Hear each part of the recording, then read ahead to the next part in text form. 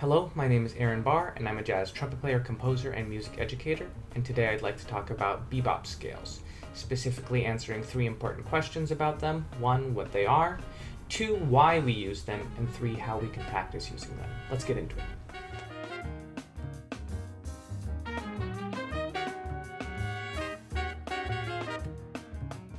My own association with bebop scales is that they were taught to me when I was quite young, but I really didn't get a handle on how to properly use them until graduate school.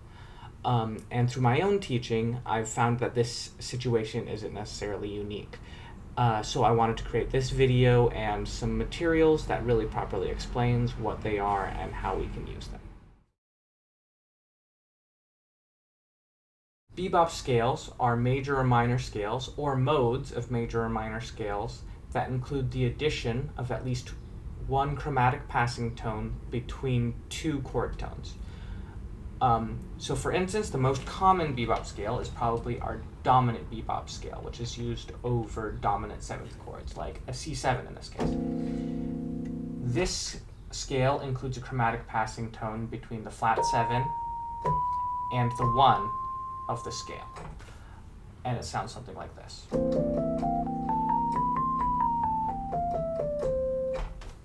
The next most common bebop scale would be the major 6 bebop scale. This is a major scale with the addition of a chromatic passing tone between the 5th and the 6th of the scale.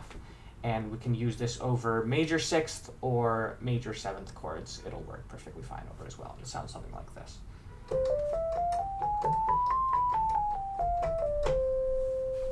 These 2 bebop scales are by far the most common, and just having a handle on these 2 will allow you to play in a lot of different musical situations over a lot of different jazz standards.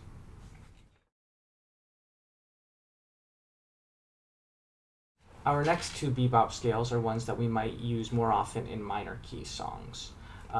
This is a dominant 7 flat 9 flat 13 bebop scale.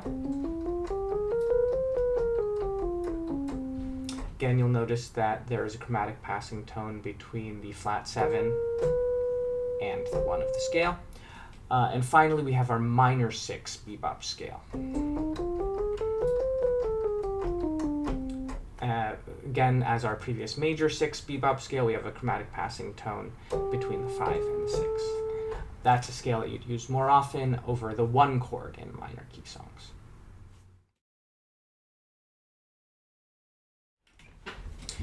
To understand why we use bebop scales, first we need to understand something about the nature of rhythm and harmony.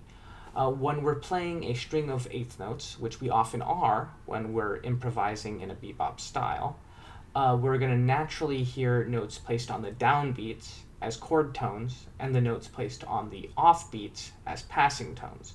If you examine the improvisations of great improvisers like Charlie Parker or Clifford Brown, you'll notice that they are often placing chord tones on the beat and passing tones on the offbeat. Now with that in mind, let's create a hypothetical situation where we're playing a C dominant scale in 8th notes descending over a C7 chord. What you'll notice is that on beat 1 we've placed our root, but then on the offbeat we've placed our flat 7. We have our 6th on beat 2, then our 4, a notorious avoid tone on beat 3, and then our 2 on beat 4. Let's compare that now to if we used our C dominant bebop scale. What you'll notice now is that our root is on beat 1, followed by the flat 7 on beat 2, the 5 on beat 3, and our 3 on beat 4. Bebop scales allow us to keep our chord tones on the beat and our passing tones on the offbeat. Bebop scales allow us to play scalar lines while remaining clear about the underlying harmonies. For this reason, they're very useful when double timing or when you're playing over long stretches of a single chord.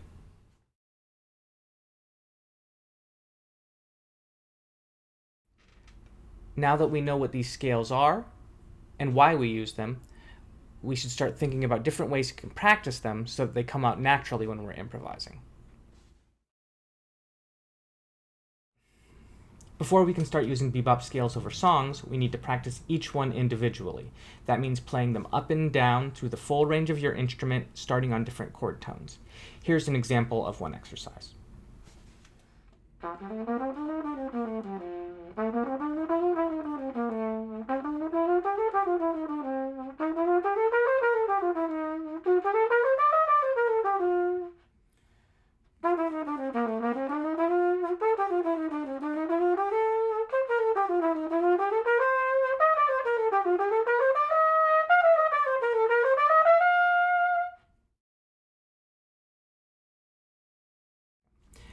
Now that you've learned a couple of bebop scales, you can start applying them over jazz standards. Take the chord progression to a song that you're currently working on, and starting on the same chord tone for every scale, play up or down through the entire chord progression. One thing to note is common practice over a 2-5 chord progression to only use the bebop scale of the 5 chord, as the 2 chord is deemed less important and the 5 chord has its relationship with the 1 chord. Here's an example of this exercise done over Cherokee, starting on the 3rd of every single scale and descending.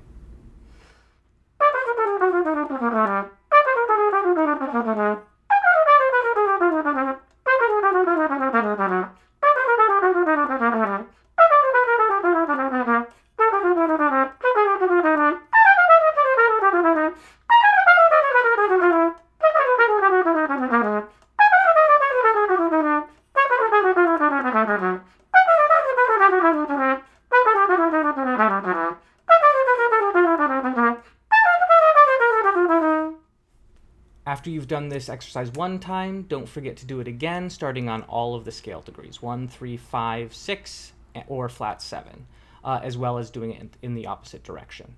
By the way, if you're interested in any of the materials you've seen here in this video, they're all available for sale on my website, as well as a couple of other exercises and etudes. After you've done that exercise, something I like to do to take it a step further is to start employing enclosures in order to connect us from chord to chord. If you don't know what an enclosure is, it's when we approach a chord tone from both above and below it. This is an example of this exercise done over the chord progression to confirmation.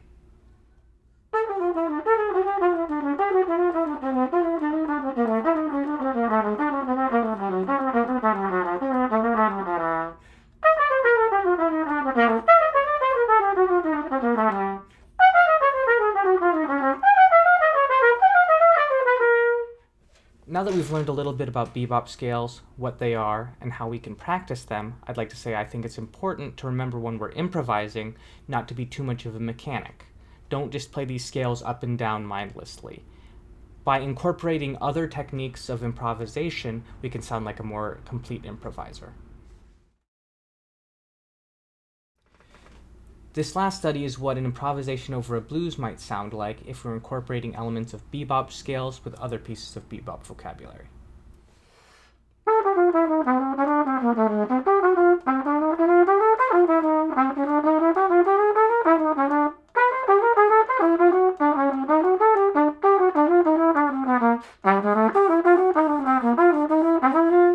you for watching this video. I hope you find yourselves a little bit more aware of what bebop scales are and how we use them. If you're interested in any of the music from today's video, it's all available for sale on my website, down in the link in the description. Any purchases go towards me being able to make more of this kind of content, so it would be very much appreciated. In addition, on my website you can also find a contact form if you want to get in touch with me about private lessons or gigs or anything like that. And thank you very much, and happy practicing.